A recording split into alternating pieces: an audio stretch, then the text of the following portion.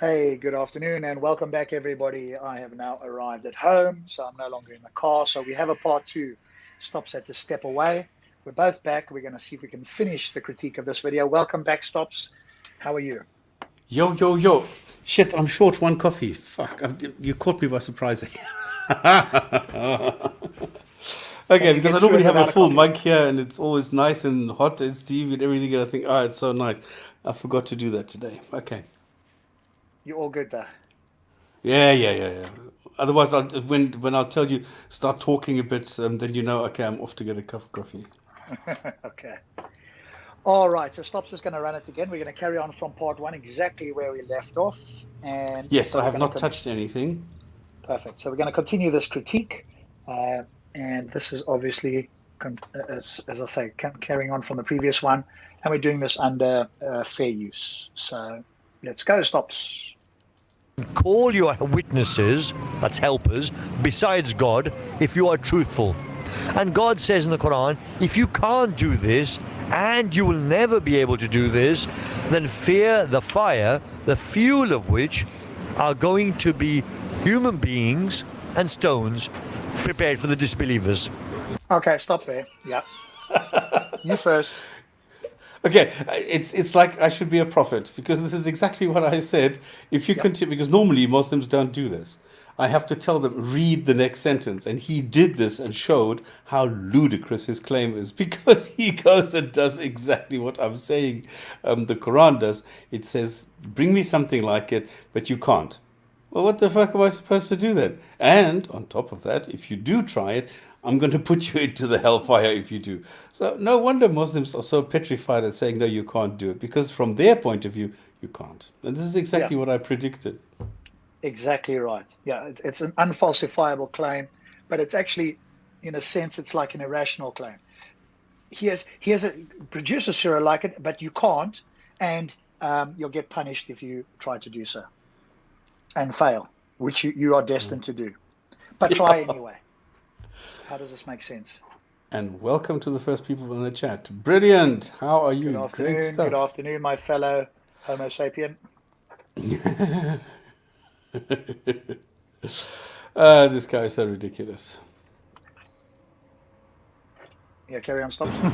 That's right, that's what the Quran says. So God says in the Quran that no one, essentially what God is saying in the Quran is that no one.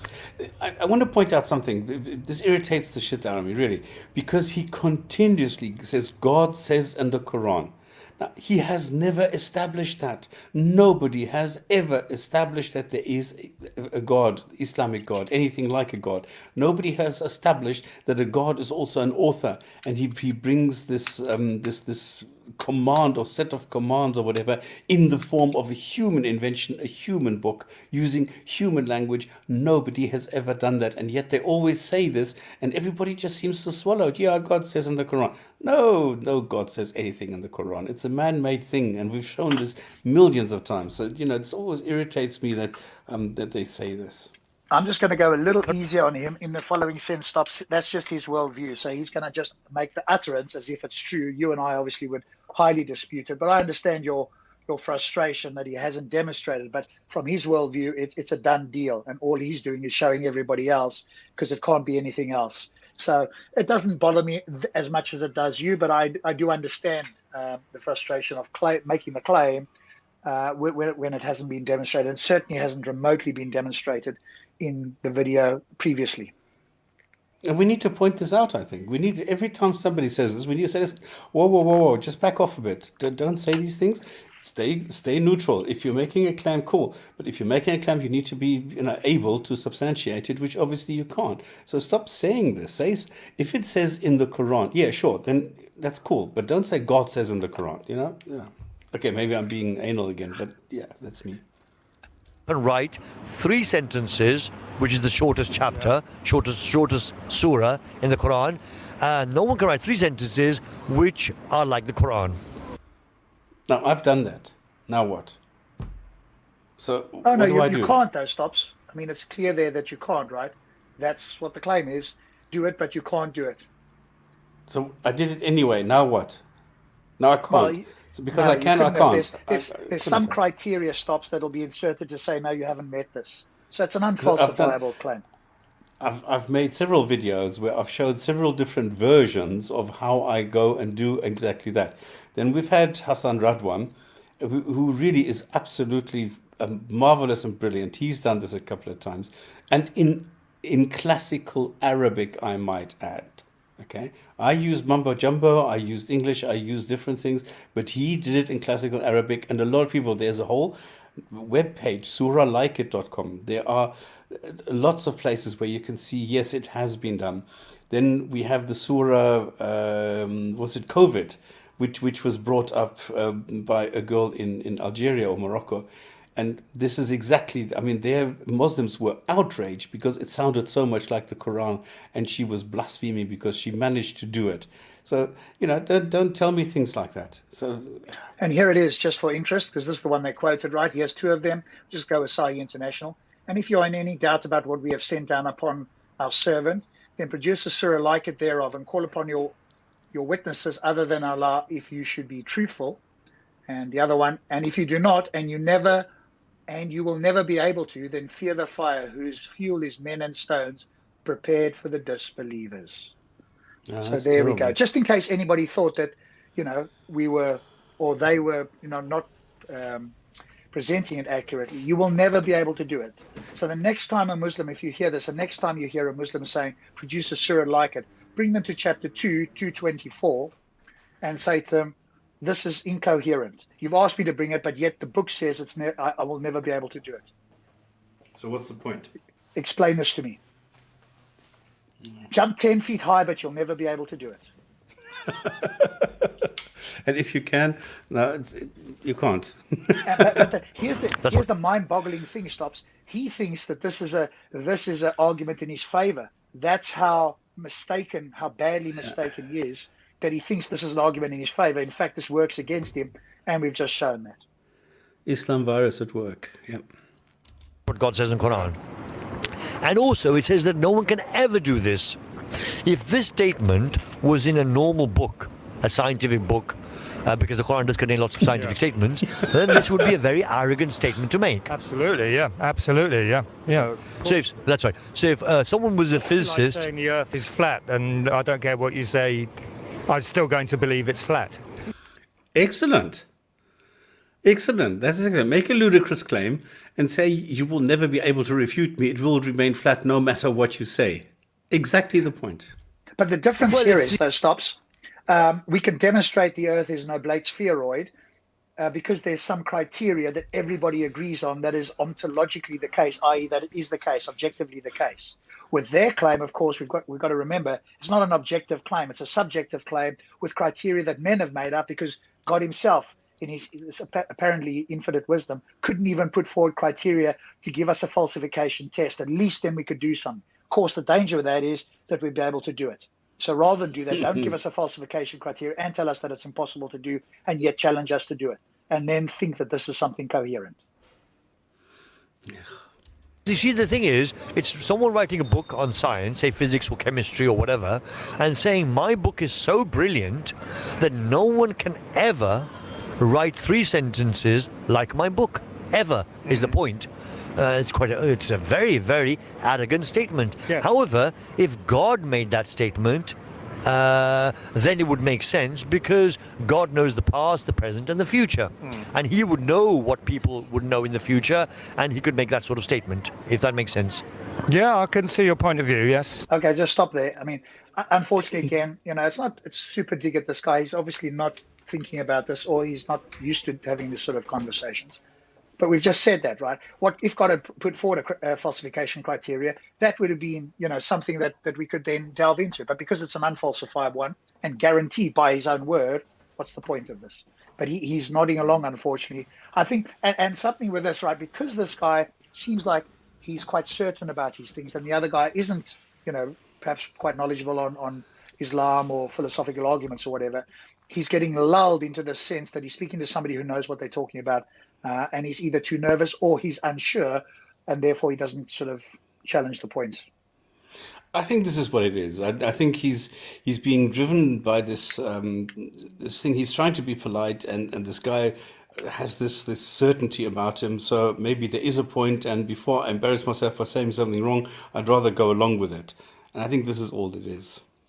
Yep. Okay.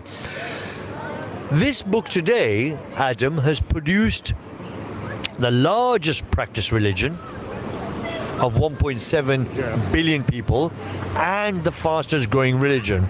Okay. Now, what I would say to you Stop is, there, stop. when this Let's deal with that. First, it's not the largest.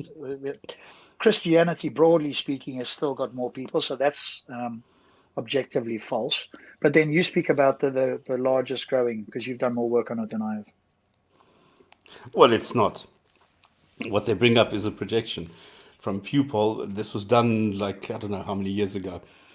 And they were not taking any data. They were not taking any up-to-date information into consideration. This was a snapshot at that moment. This is what a projection is. It is not taking any kind of weighting, any kind of, the standard statistics elements into consideration. It's like a linear progression. And that's all they have.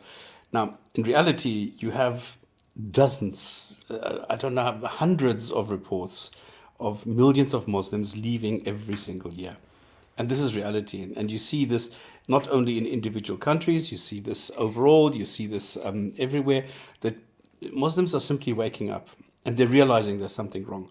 And this is why they're leaving. And it's only the like people like him. Either you need to be a real simpleton, that you don't understand the statistics or you don't understand what is going on, or you're one of the hardcore people who simply reject any kind of information, any kind of hard data that says, no, it's not growing and it's collapsing. They just they reject it and say, well, I just simply don't accept the data. There must be a mistake because it can't be right. So, But the other point to this, Stops, is also that this is a complete non sequitur, in the sense that it has nothing to do with the veracity of the claim of God or the truthfulness of the religion itself. So every human, apart from one, or in fact every human on the planet, could believe it to be the case, and their belief could be mistaken. So it doesn't matter if it's the fastest or not. And in fact, you could take another view on this, which is that it's the fastest because there's more and more gullible people who aren't informed, that haven't read the Quran, that are joining it. And surely that's a prerequisite to joining something like this, is to read and attempt to understand the entire book, rather than get some, slick Dawah salesman here who under pressure would wilt, very, very quickly, rather take the time to do this. And it's the same with, Hamza. Well, we know that he had a bad reasoning, Redbeard Hamza, thinking that the universe had to have a cause, and that got him going, when the cosmologists don't believe that. But then even somebody like Jordan M., right, who's sort of was taken in by the moral claims that Hamza was telling him, obviously cherry picking the ones that he likes. So people like this are easily hoodwinked into believing this. And I think we've asked him as well, and he never read the Quran before joining it. So, this should be a prerequisite, and yet people are joining without doing that.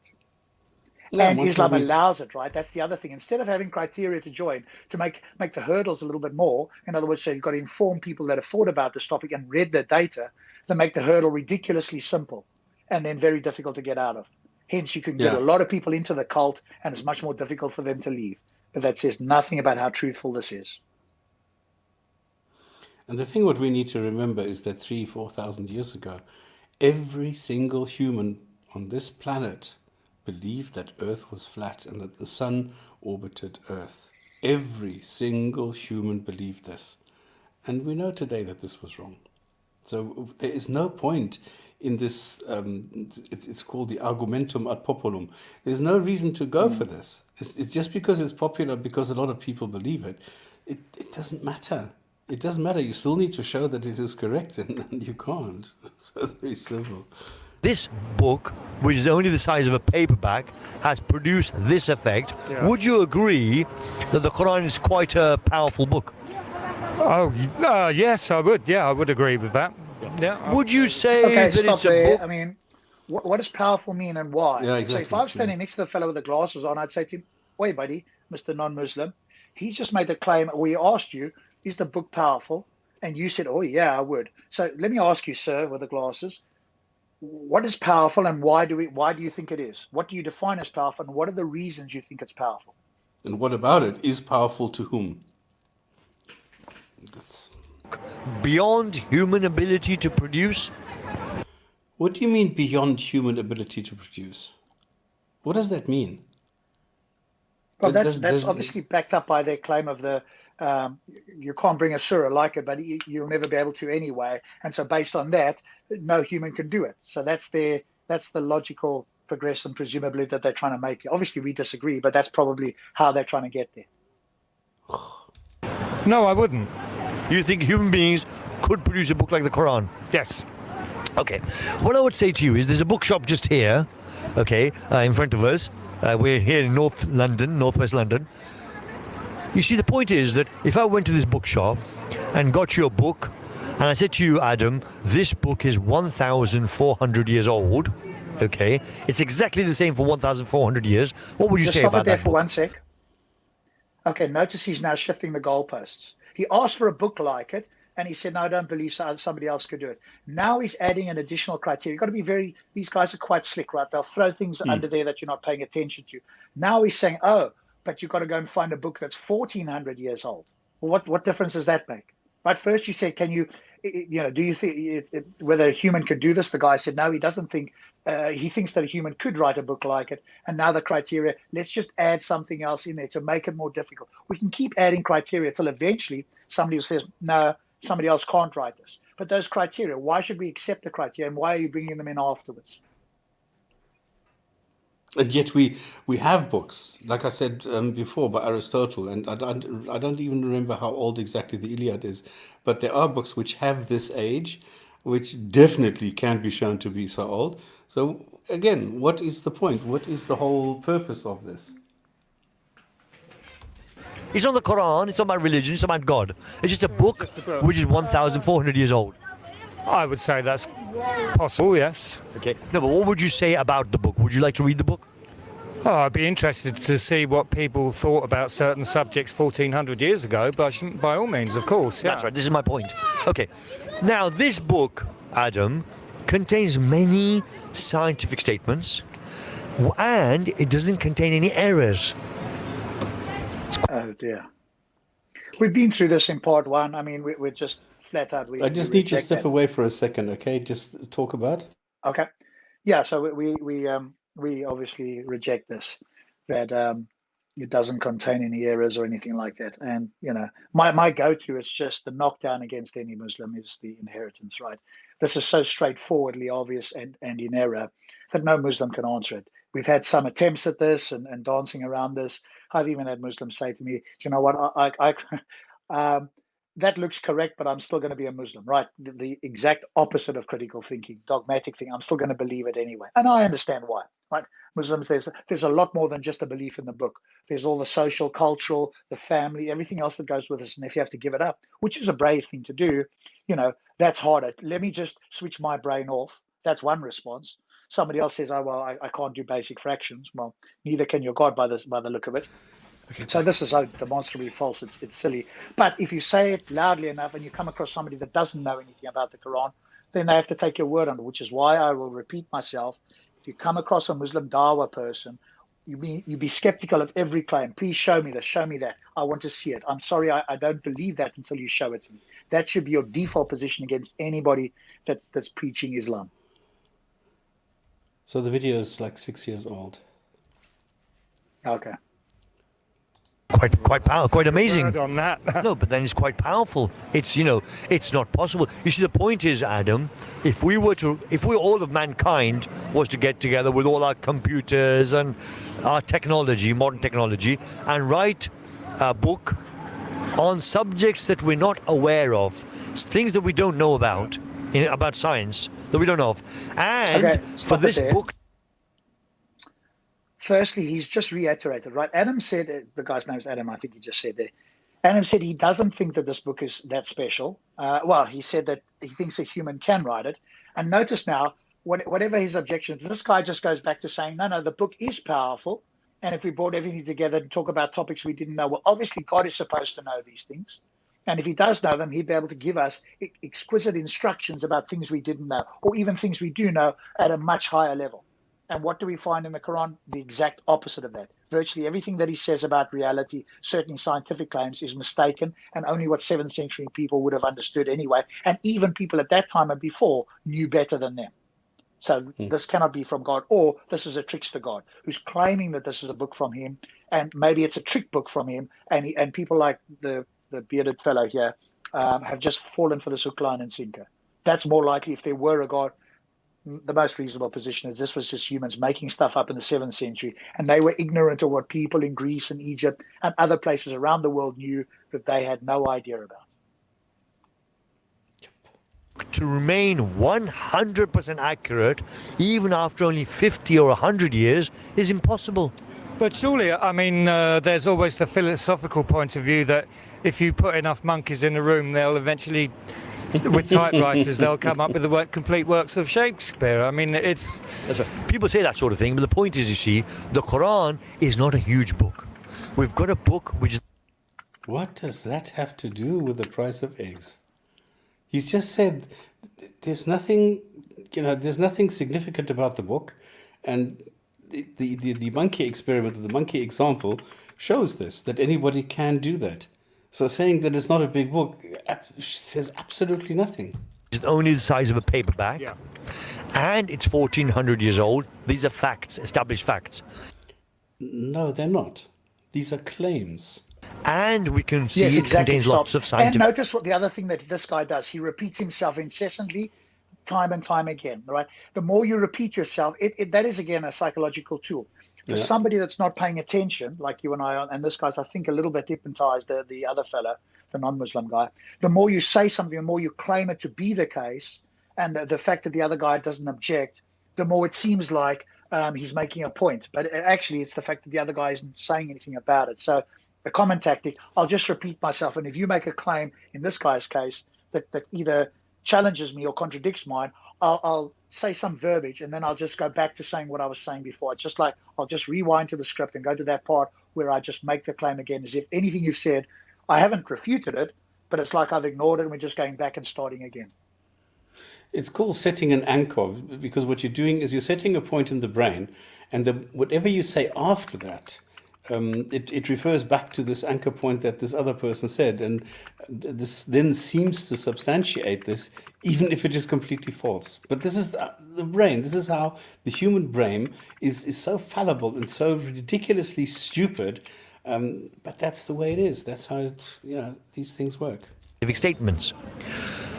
And it does not contain a scientific error. It's quite amazing. It is. What is this? Even with your concrete evidence, you will still reject it. It's just you and your blocked mindset. What evidence? Concrete evidence. That's just a claim. Yeah, I've asked him what the evidence was. What's his best concrete evidence, in inverted commas? This is the whole point, what we're always saying.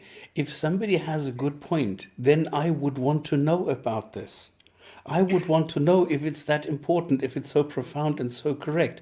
But the funny thing is, as soon as we say, well, then come on, then show us this concrete evidence, then they run away and they can't. Yeah, I mean, these are just subjective claims, right? I'll say something in the chat, and when you're asked to come on, you make a subjective assessment that you can't in any way demonstrate, and then you find a way not to come on because this is your subjective opinion.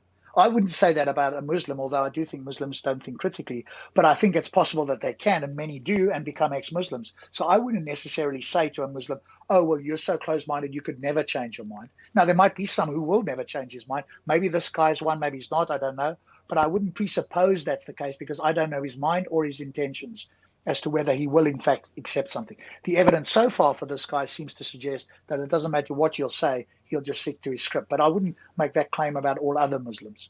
And, of course, the silly claim here, that subjective claim that if you who decides what insincere is, what's your criteria and why should we accept it? Otherwise, you're just making a vacuous subjective claim and we can move on.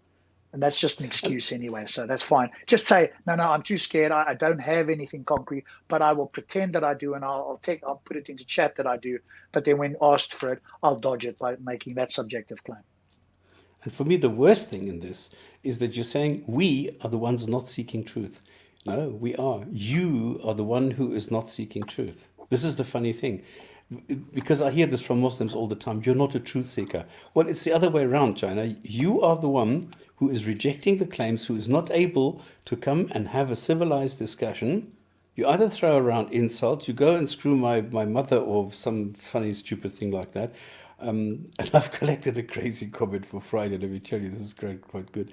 Anyway, so we are the ones who are available to discuss these things. We are available to listen to evidence. We are available to change our minds when presented with convincing arguments for something.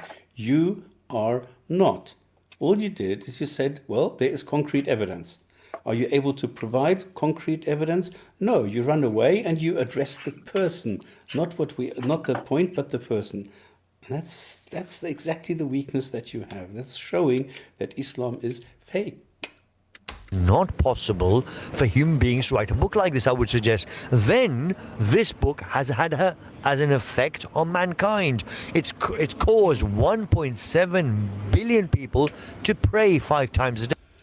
Okay, I don't understand this. He is on now for, I don't know, a quarter of an hour, and he's only talking about a book.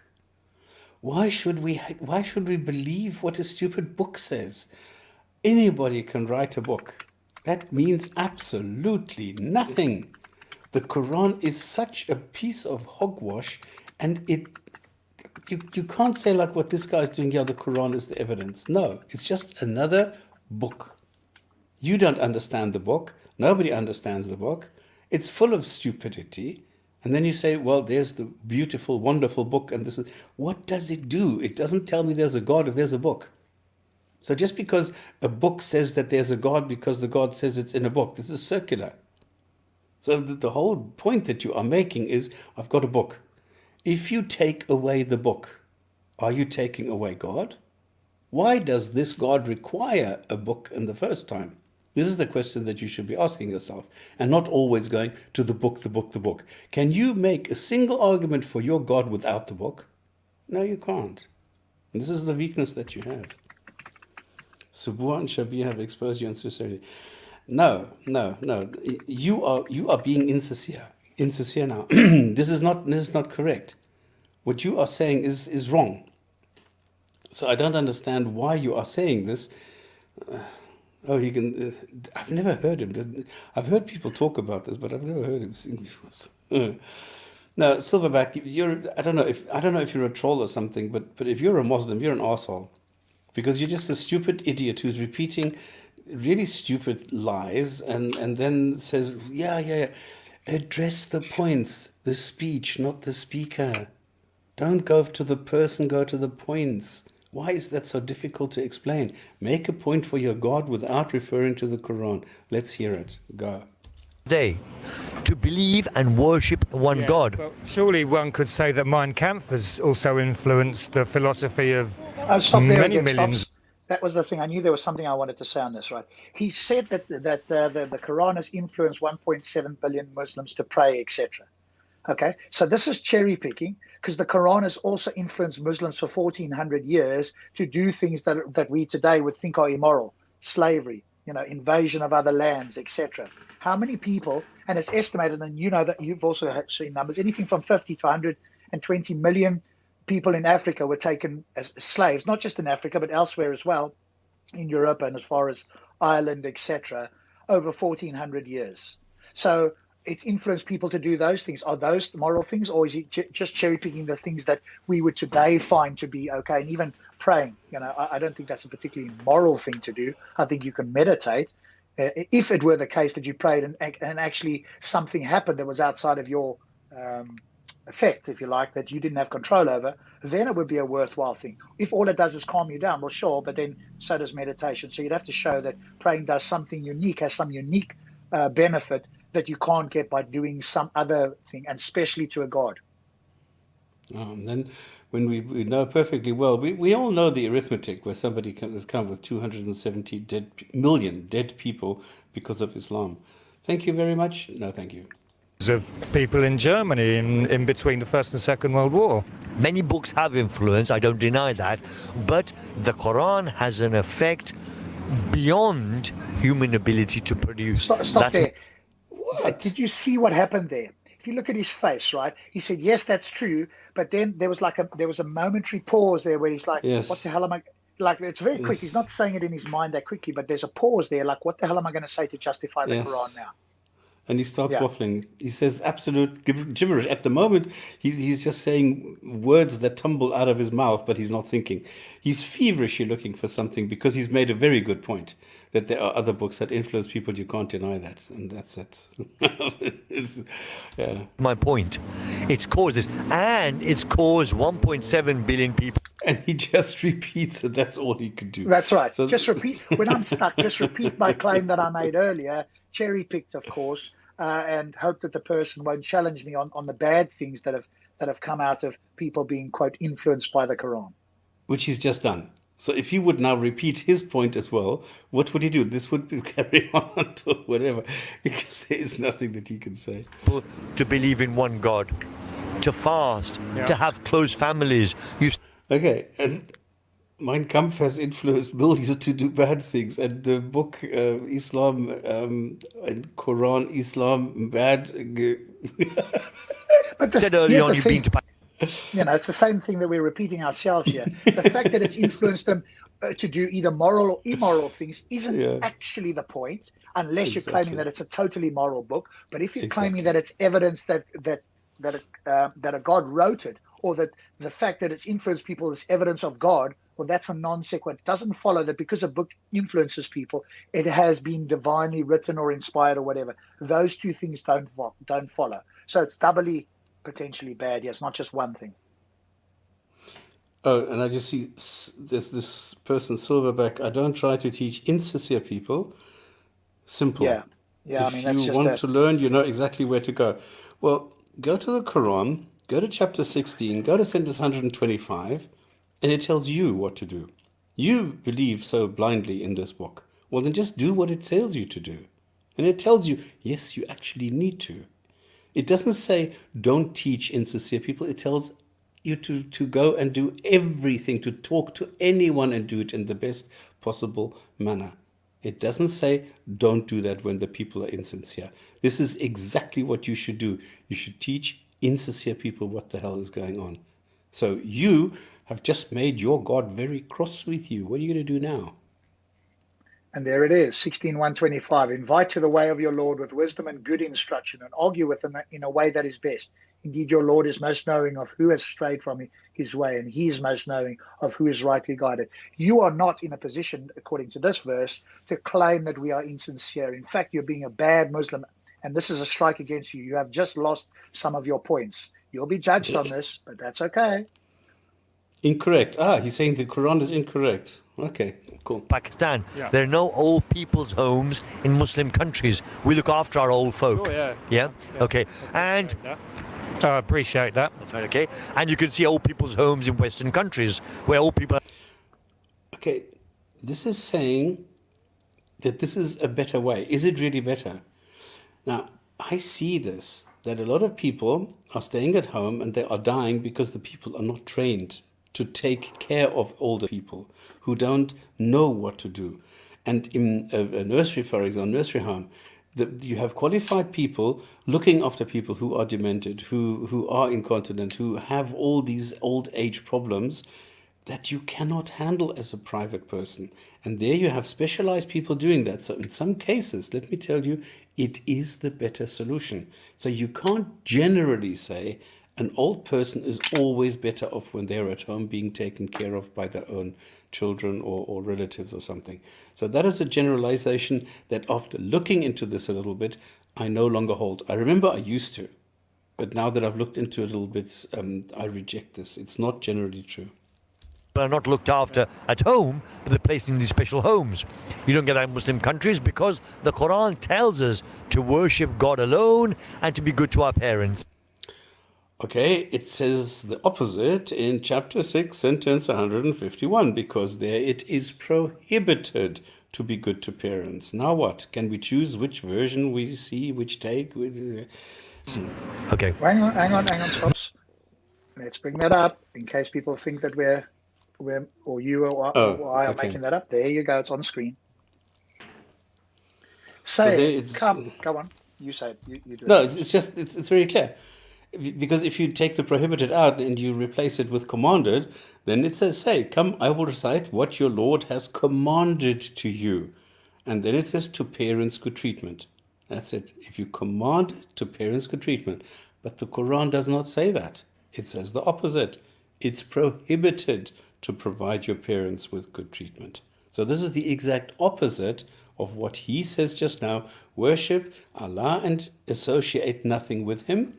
Here it says the opposite. Here it says it is prohibited to not associate anything with him. So you are commanded to worship something alongside. And Yeah, just for those who are prohibited not familiar with it, it's a double negative. So it's a bit of a tongue twister, like a mind bender.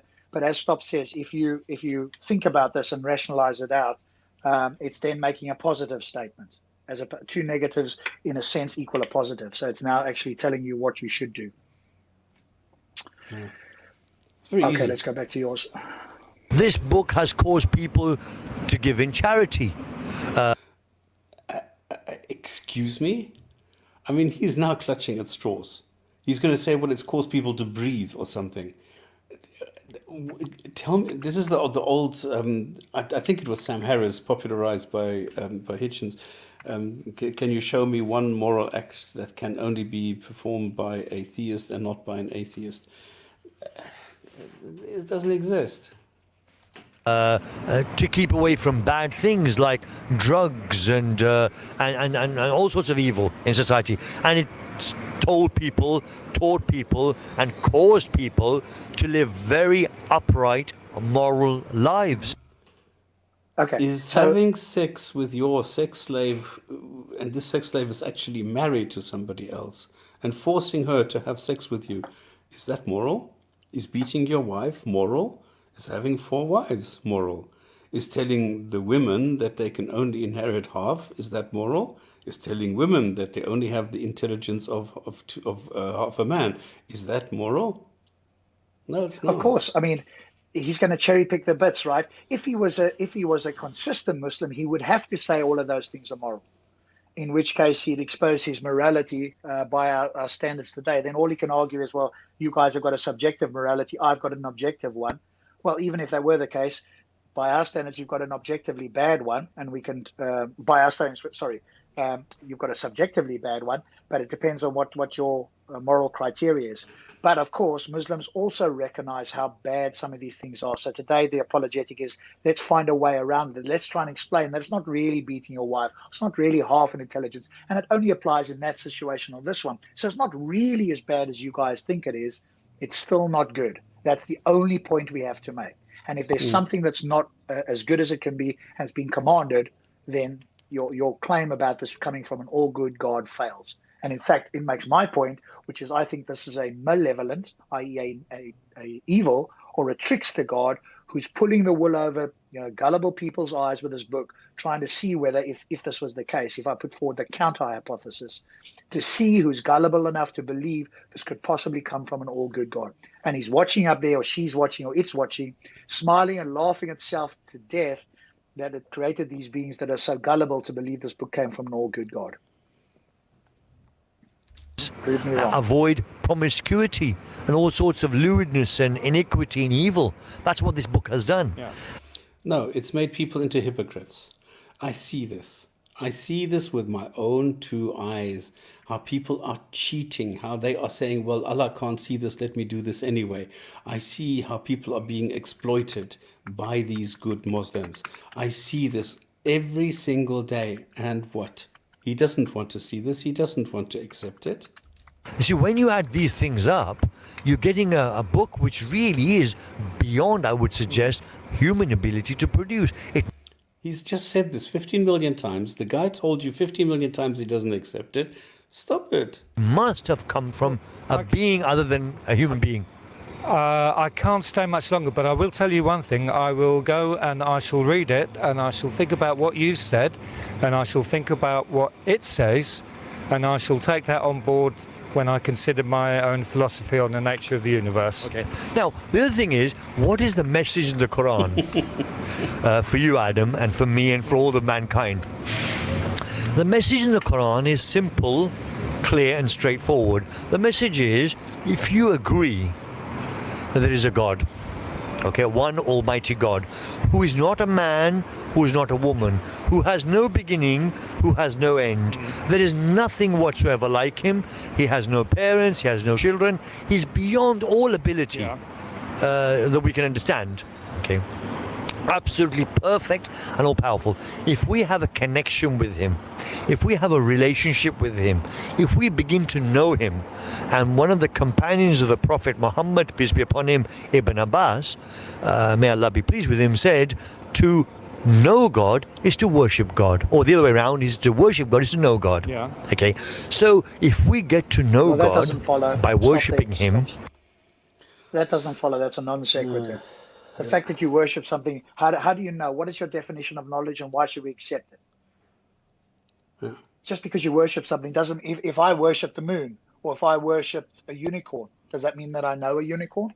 No, it's a non I always give sequitur. As soon the as you provide example. another example, you can see how you just use a reductio ad absurdum, another example, to show how absurd the claim is. Exactly, and I always use Paris Hilton, where I say that if I worship Paris Hilton, do I have a relationship with her? Do I know her? If I send a Twitter message to Paris Hilton, am I now in a relationship? It's one way. If I'm just sending a message one way, it's not a relationship. And I've yet to come across anybody who has interacted with this Allah or with Muhammad or anybody ever.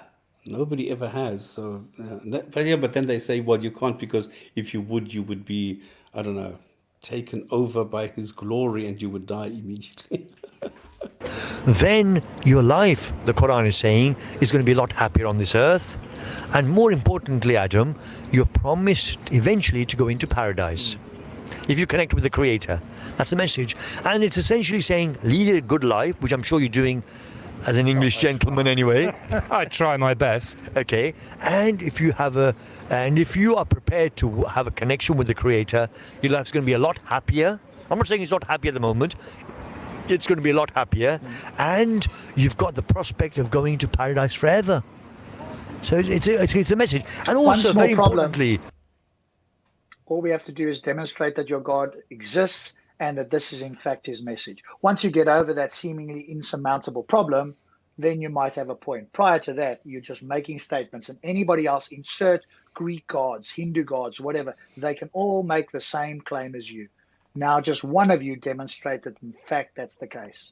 Until then, this is just verbiage, this is just vacuous claims. Sounds nice to the gullible ear, but to the rest of us, we see through this with nothing more than sophistry. Adam, it's a message which is consistent with the message of Jesus in the Bible. And I can show you quotations of the Bible to show you. No, it's not. No, it's not.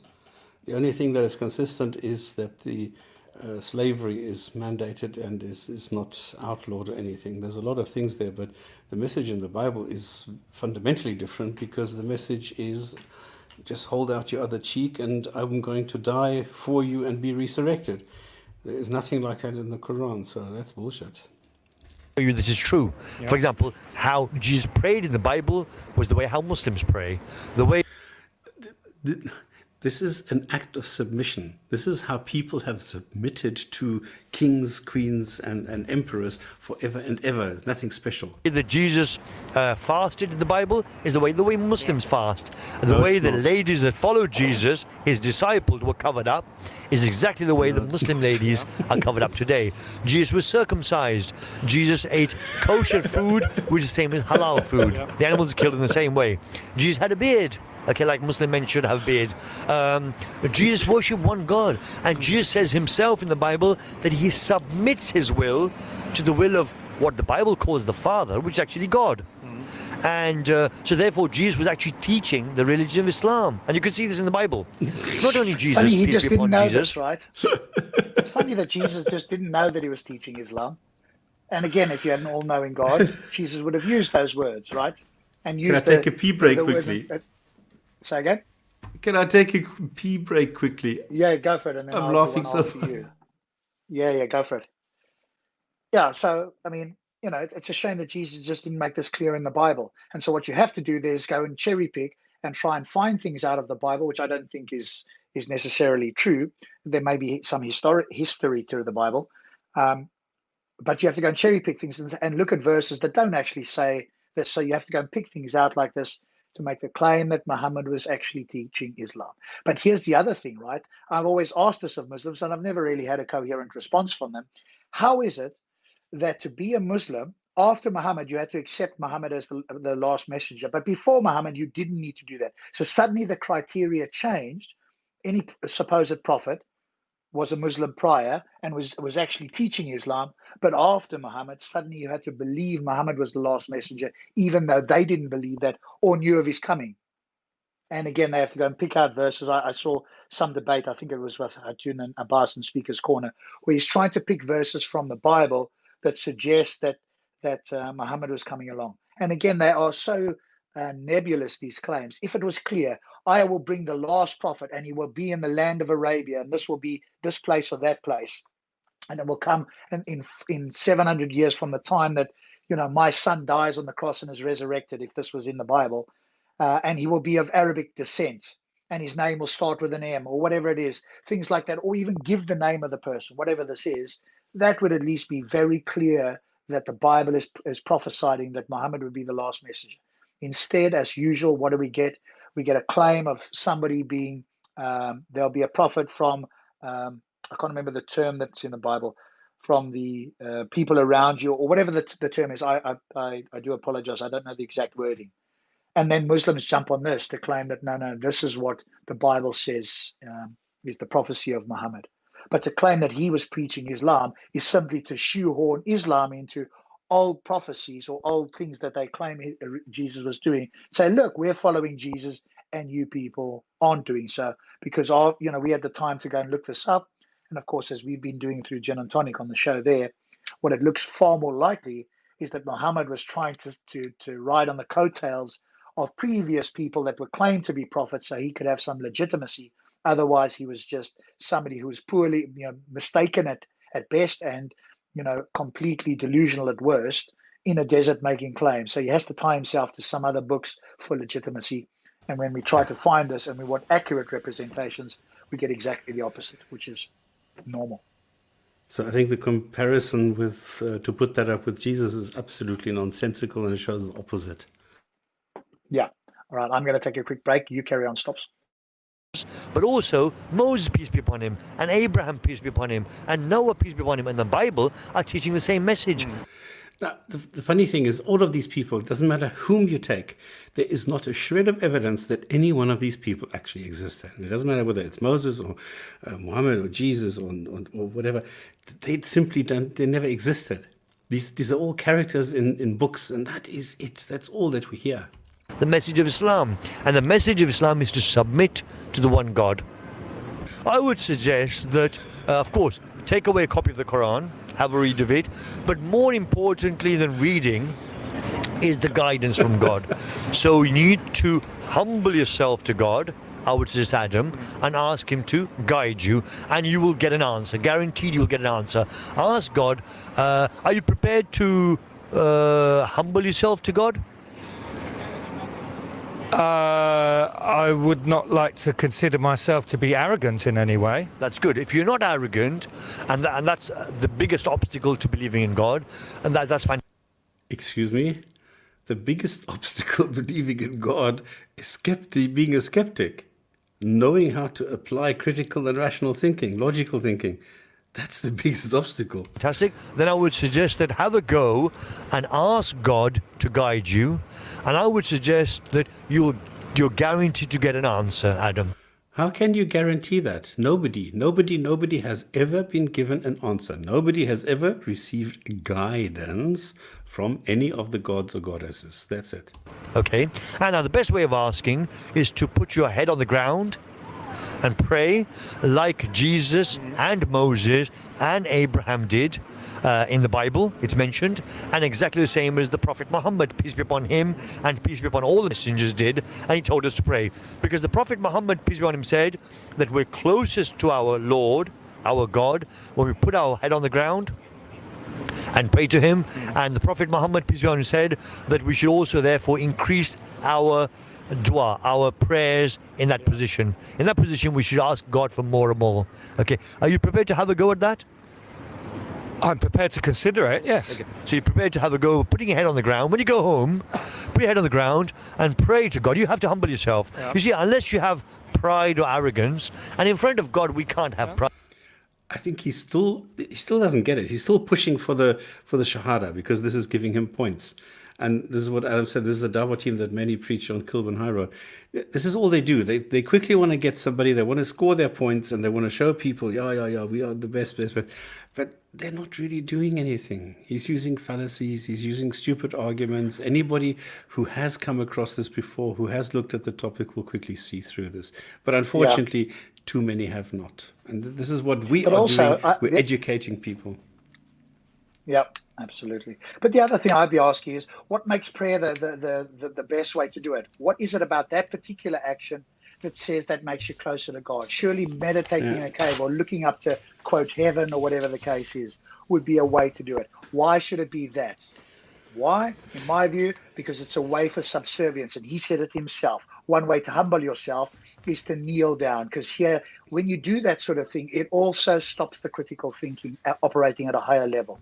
Right, same with meditation. Potentially, you go into a state where you relax your critical faculty. So a lot of these quote unquote practices is when your brain is not operating entirely rationally, and you're just trying to be at one with everything or whatever the case is. So why is it this thing supposed to be the best way to do it? I'm just thinking, if I would be on, was it Kilburn High Road or something, I'd go there and, take the guy and pretend like I'm a bit gullible, and we'll take it on for an hour. And then when he says, well, are you ready to take the Shahada? Well, yeah, maybe this is a good idea just to be safe. And then when he says, okay, the first part is there is no God but God. And then you repeat, there is no God but God. And then you say, no, I'll leave it with the first part. There is no God. Thank you very much. Goodbye. And then leave him standing. I wonder what they're going to do with that video after wasting time for 1 hour. I don't know if you've noticed. They wouldn't put it up and they'd be shocked and they'd accuse you of being insincere and all kinds of things. And did you notice as well, did you notice the other thing he said, or you obviously did, which is, hey, you've got to do this with you've got to be humble. You've got to have like an open heart, this sort of thing. Again, another subjective, vacuous claim. How do we know what that is? If I come back and I've done all of these things and I don't get an answer, what's the response? And by the way, it's not unique to Islam, but what's the response? Oh, well, you weren't actually humble. You didn't have an open heart and unfalsifiable. I could play the same thing. Hey, if you just look into it, you'll see that naturalism is the most reasonable position to take because of the lack of evidence for a supernatural. And all you have to do is open your mind, open your heart, think critically. Now they come back and say, no. I say, hang on a moment, you didn't think critically. The difference with my claim is we can analyze it, and I can show you. I've given a criteria, which is critical thinking, and I'll show you where you've lacked your critical thinking, and most importantly, why. Now get them to do the same thing. They can't do it. Yeah. And by the way, I don't know if you've noticed that this is not a whole team because they showed only one back shot. Like a roll. Yeah, I think there's just one cameraman. But they're repeating it. They keep on repeating it. It's always the same one. Mm-hmm. Pride and arrogance, because his power is so immensely great. I'm prepared to. His power. This is the weakest thing I've ever heard. This is really a god. It's pathetic. It's so weak. It needs human beings to do the work. It needs human beings to kill others. It can't do it itself. It needs human beings for everything. Come on, guys, you need a little bit of logical thinking, just a little bit of basic logical in coherence. There is none. This God is so weak, it's incredible. To try, yes. Okay. So have a prayer like that. I once narrow-minded by any means. God he wants to get out and he won't let him. Bless you. So, excuse me. So have a go like that, Adam, and I guarantee you'll get an answer. Have you already asked before today for guidance? Have you thought to yourself, is there a God or not? I've thought about it, but only in an intellectual sense, not as a sort of foundation of how Stop. What other sense are you going to think about it? When you're doing thinking, you are thinking intellectually or rationally. What other sense are you going to quote think about it? With your emotions? Well, that's not thinking, is it? That's emotional. So, I mean, obviously the guy's making a tautologist statement. Yes, I'm only thinking about it intellectual. I would ask him, how else are you going to think about it? But the other question is, if the guy had come back to the Muslim fellow and said, yeah, and I've not had an answer, what's his response going to be? I guarantee you he's going to say, well, you weren't humble. Your heart wasn't open. You weren't doing X, Y, and Z. Some subjective criteria that I can always say you just didn't meet, even though I wasn't there. I don't know what's in your brain. But if I claim that you have an answer and you come back and say you don't, it's not that I'm wrong. You must have done something that violated my subjective criteria, which would have meant you didn't get an answer. Yep. Would live my life. And did you get an answer? No. Okay. I would suggest, if you don't mind me saying so, you're getting the answer today. You see, I didn't get up this morning and think to myself, I'm going to give this guy called Adam some information about God. I don't even know you. I haven't met you before a few minutes ago, correct? Sure, yeah, absolutely, yeah. That's right. And you didn't get up this morning and think to yourself, I'm going to meet this guy and... And here comes the backdrop. Just look at this. It's the same movement always 3 times that he's moving the microphone and then goes to move it towards the other guy. It doesn't matter what he's saying. I went out to do some shopping. Fine, okay. But you have got the Because he's not information. speaking there either. Sorry? It's not synced, right? As you say, it's a repeat of the shot. It's just a small thing that you notice, right? His mouth wasn't moving there. So it's like a B-roll, but a very poorly edited Correct. B-roll where it doesn't match what's actually happening. Yes. It's because God wants you to get the information, and this is the way that God... Oh, really? One of the ways that God... Oh, really? God So gives God guidance. wants you to get the information. Is this the best way he can do it? With a vague book that was dictated in a language that very few people can understand, that doesn't have the clarity that scholars disagree with, but God wants you to get the message. And then you wonder why people critique this contradictory claims. So here we have yet I'm not an atheist. Go figure. Yes, I'm trying to figure that out. Maybe you want to join us and tell us how you're a critical thinker and why you are not an atheist. I'd love to have that conversation. So if you want to join, I'll give you the link. You come and tell us how you're a critical thinker and that you're not an atheist.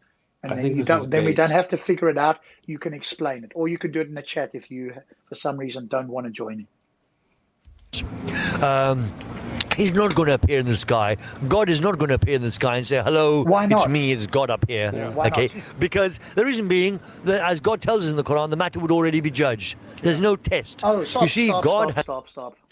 Hang on a moment. He's just contradicted himself, but this is, of course, part of the course. God wants us to know about him, but if he appeared in the sky, then it would already be the case that we know about him. But isn't that what you originally said, that God wants us to know about him? A personal experience to every human simultaneously around the world, which God could presumably easily do, would convince us that he's there and that he has a message for us. has made us contradiction for one reason, and that is to connect with him, to have a relationship with him, which means to know him, and to know him means to worship him, as the Prophet Muhammad.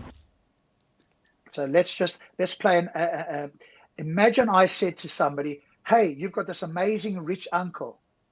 I'm not going to tell you where he lives or if he's in fact still alive, but if you send him postcards all the time, you might get some reward. But this uncle really wants you to know that he exists. How many people would think that that is a completely ridiculous claim? And that's exactly what this guy is saying. Hey, you've got to get to know him, etc. Well, how do you get to know him if you don't even know that he exists? And he has the power to do this. And he, according to this guy, he wants you to know. How many times can you contradict yourself in a very short space of time? Well, I don't know. We can count, I suppose. Peace be upon him told us, and the Quran tells us. We have been placed on this earth, really, Adam, for two reasons. One reason is God is testing us. Are we going to regard God as the most important thing in our lives, Allah? Okay. Or are we going to regard the worldly things as the most important thing? That's part of the test. The other reason we're on the earth is to become good enough, pure enough to see Allah. Because he's absolutely pure and perfect. And to be able to see him, we need to be a lot better. So we're going through this test on this earth. So how do we get to see him then? We've got to be a lot better. How much is a lot better, and how do you get there? And the only way you're going to do it is afterwards. So a claim that you can't verify in this life.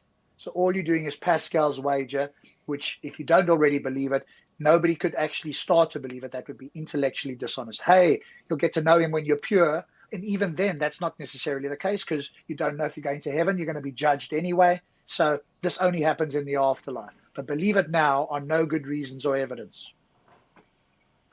On the day of judgment, he will decide who goes into heaven. In heaven, ultimately, we'll be able to see our Creator. Have you lost any members of your family over? Oh my God. Oh, I'm going to give you the gambler's fallacy, hey? Right. Number Hey, one, you can can't gamble see. this. Yeah, I don't know if you're going to win, but if you take a chance, you've got nothing to lose. Yes, you have your intellectual honesty. And even if this God was all-knowing and you pretended to be convinced, he would know that you weren't. So you could only be genuinely, sincerely convinced if there were good reasons and evidence. So this argument just falls flat. And now he's going to go into an emotional appeal here now, the appeal to But the, emotion. the only time you're ever going to find out is when you're dead. For the years, by the way? Yes, I have, yes. Like your parents or My something? father died about 20 years ago, and my stepfather, who was a Buddhist, died on Christmas Day about 6 years ago. No, 10 years ago. Do you miss them? Yes, I do, yeah. Would you like to meet them again? Oh, I don't know. It's not something I've considered. Well, you can meet them again. If inshallah they were Muslims, And your favorite and dog, inshallah therefore they're going to go into paradise. And if you've got the message, you've got to become a Muslim as well. So this is your opportunity. Say that, okay, I agree that there is one God and he alone should be worshipped, and I agree that the Quran is clearly a book beyond human ability to produce, therefore it's from God, and therefore Muhammad, peace be upon him, is a messenger of God, and then you're ultimately going to go into paradise, inshallah, and you'll be able to be with your father and your stepfather. Okay, so stop. It's a win-win. As I just said, that's an appeal to emotion, right? This isn't an appeal for good reasons and evidence. This is, hey, let me appeal to your emotions that, hey, if these people exist, well, you've got nothing to lose. This is a sly form of Pascal's wager. You've got nothing to lose here. He doesn't say that you haven't got anything to lose, but that's the implication, yeah? And why would this guy do it? He should be saying, well, you've given me no good reasons. You've made claims about the Quran. You haven't demonstrated them. Yeah, I saw that thing, and I've said to this guy if he wants to come on here, are you Muslim? No, Are but you like Christian? this, What yeah, are but you? From the wording, you can see he's lying. Okay, so okay. Situation. Interesting idea, that's for sure. Okay. So do you want to? Okay. First sentence. I bear witness that there is nothing You see, he's starting, and whatsoever worthy by the way, this is also a repetition. It's always the same car, the same bus, the same backdrop, the same every time. of Yeah, it's worship just- except it's Almighty just, God. You don't done. pray to anything else But except Almighty God. what is it about Are you happy to worship, hear? Stops? What is it Sorry? about worship that is this is such a morally good thing? And when I've spoken to Muslims, and you and I have spoken, well, you've spoken to thousands, I've spoken to hundreds, the claim is because he's your creator, you should therefore continually worship him. That, to me, if you look around the world, who are the only people that have ever insisted upon continual worship? Dictators, authoritarians, those people we would consider evil.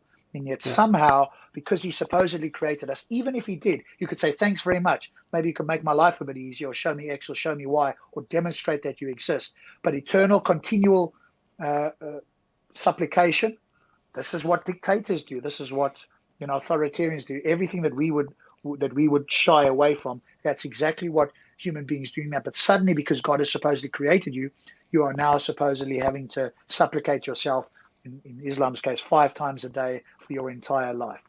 The supplication to me is immoral. You could, if you believe it, say, thanks very much, I'll go out there and be a good person. But continue doing it. Why? Because it's something to keep you in the fold. When you follow certain patterns, it becomes ingrained in your life, and it's much harder for you to step away. That's the point of this sort of cultish behavior.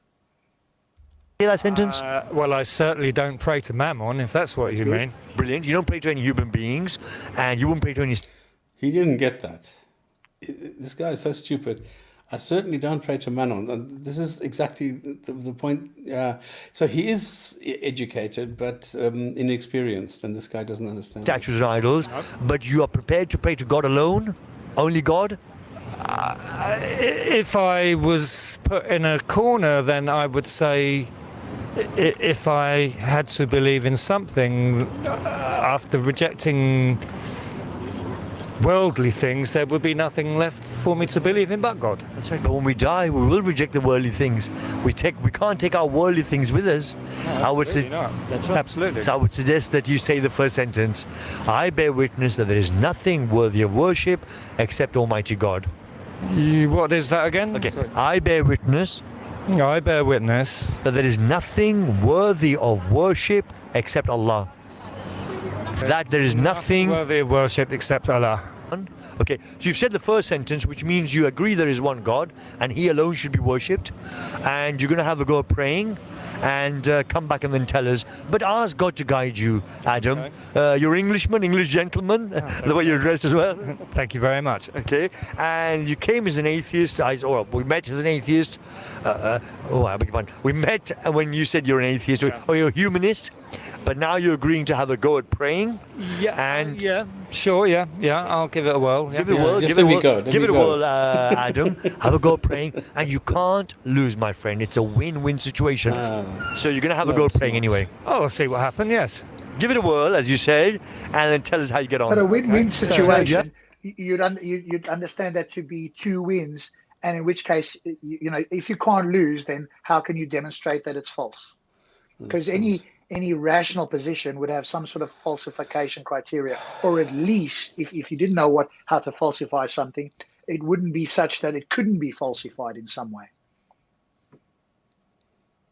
And guys, this cafe is like this Kenny Boma guy.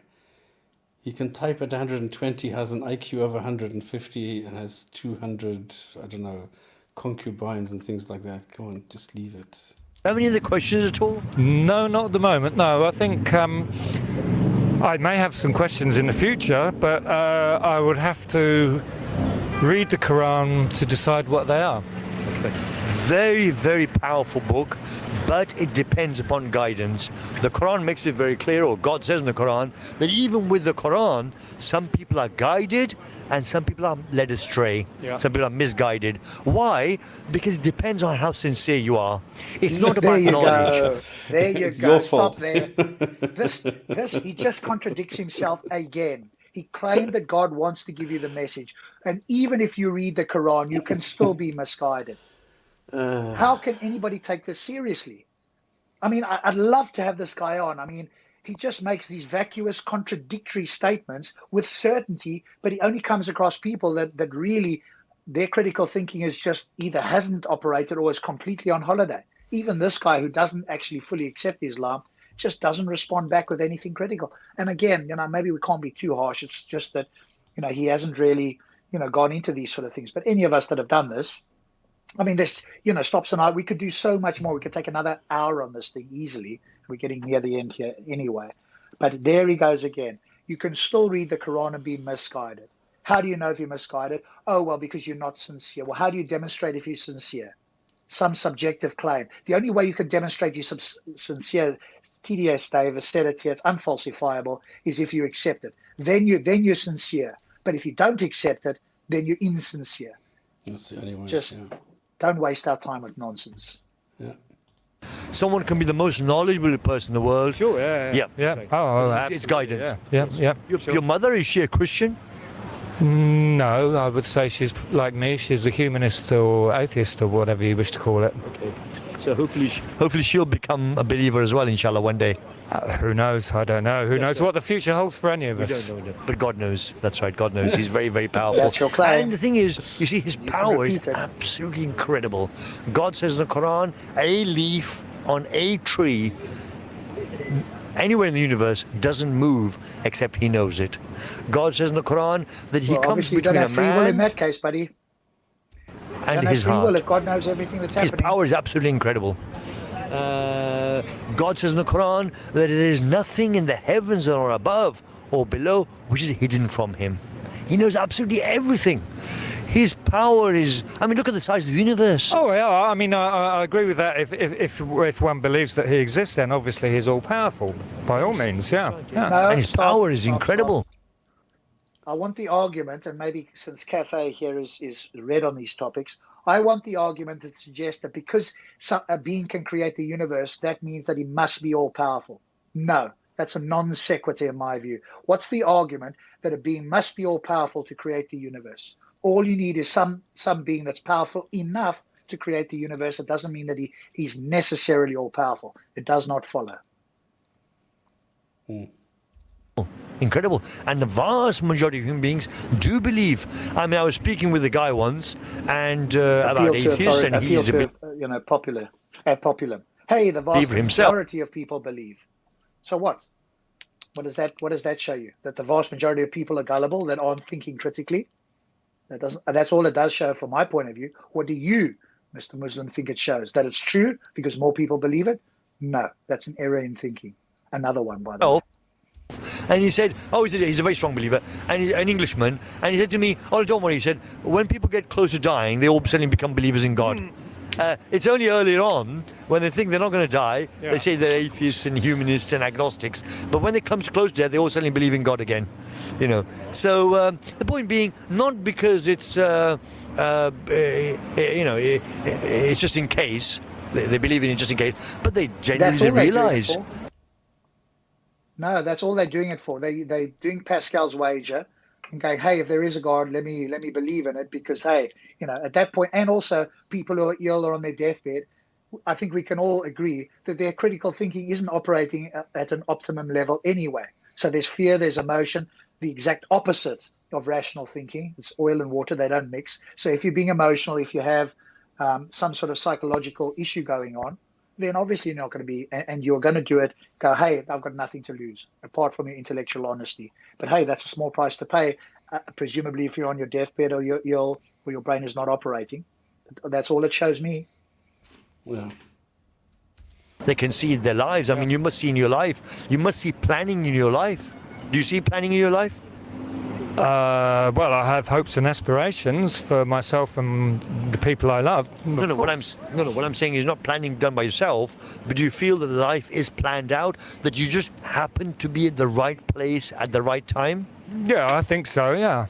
I would say I happen to be in the right place at the right time. And so doesn't that suggest that somebody else is in control and somebody else is doing the planning? Oops, Daisy, can't answer that without... No, it doesn't. Well, if somebody else is doing the planning, Mr. Muslim, then your claim of having free will is refuted by yourself. Yeah. You can't have free will and somebody else is doing the planning that this happened in that way. And by the way, I think, I don't know if it stops if you are, if determinism is true, then you couldn't help but be in this position. You couldn't actually do anything about it. You only had the illusion that you could do something about it. And by the way, I just want to make sure I'm not wrong. 87% of philosophers believe in compatibilism or determinism, which is the view that past events affect the next event that is coming up in such a way that it couldn't have been any other way. If you rewound the universe, it would have come out exactly the same way if determinism is true. Stops, if you need to speak there, then you can just mute yourself. No, it's okay. Yeah, because I'm a little bit nervous. I think you can feel this. Okay. Out reading the Quran and seeing if I agree with it or not. No, what I'm saying is, if you happen to be in the right place at the right time on occasions, and you haven't done that, so somebody else must be doing it. It's possible. No. That's right. Sounds like... No, that's just a human psyche trying to make sense of things. And as we see with people often, they will remember the hits, i.e. the things that seem good, and go, oh, that was fortuitous. When they bump their knee, they lose a relative, lose a finger, get injured, or some other thing. They don't go, oh, that was fortuitous. So it's a double standard. They're looking for and remembering the hits and forgetting the misses. And then that's just how human psychology works. But if you think if determinism is true, then everything is determined for you in any case, even this conversation, even though we have the illusion of free will. That doesn't mean we can't act as if we don't have free will, but if it is the case, it is the case. And if he's making the claim, especially if he's making the claim that God has all planned this out for you, then you definitely don't have free will under Islam. Sounds like probable to me. Well, I don't know yet. Okay, can I just tell you what the difference is between the Muslim and the Christian religion? You might say, okay, fine, I believe it makes sense there is a creator, but why should I be a Muslim? Why can't I be a Christian? Okay, the difference is Christianity says that Jesus is God, God incarnate, God in the flesh. God became a man, Christianity says. Most Christians don't believe in it, haven't thought about it, didn't even know Christianity says this. And it doesn't make sense. Jesus is clearly not God, because Jesus in the Bible prayed to God, who he referred to as the Father, and he said, the Father has sent me. Jesus says, Father is greater than I. In other words, God is greater than him. And he says, of myself I can do nothing. Power that I have has been given to me. All these show that Jesus is not God, but he's somebody sent by God. Would you agree that makes more sense? I would say that makes a certain amount of sense, yes. Jesus is somebody... I agree with it, No. but I can see the point. I don't believe Jesus is God by any means, no. And he can't be God because clearly... Yes. No, because he is human. That's right. He's And a woman born. an Islamic view that Jesus is somebody sent by God makes a lot more sense than the Christian view that Jesus is God. No, I would. Yes, he's really going. He's at the minimum that he can get. I think he senses he can't get any more out of it. So the minimum that he wants is a statement from somebody that Jesus is not God. Oh, boy. Agree with that, yes. Okay. So would you also agree that if you followed any religion, it would actually be Islam rather than anything else? Is there any other religion that makes more sense, possibly? Stop Sheer there for a moment. desperation. How can he make that claim? He doesn't know what all the other religions or other worldviews are. So how the hell can he make that claim? What a ridiculous question to ask. Unless somebody had investigated every single other possible worldview or religious claim or non-religious claim, how could they be in a position to say Islam is the best one? The best out of what, two? I mean, that's a exactly. Equivocation fallacy, right? It's just there's so many more than just two. So I mean, what a silly question to ask. Oh, boy. Not as far as I know. No. So if you followed a religion, it would be Islam. Probably, yes. Okay. So if you followed a religion, it would be Islam.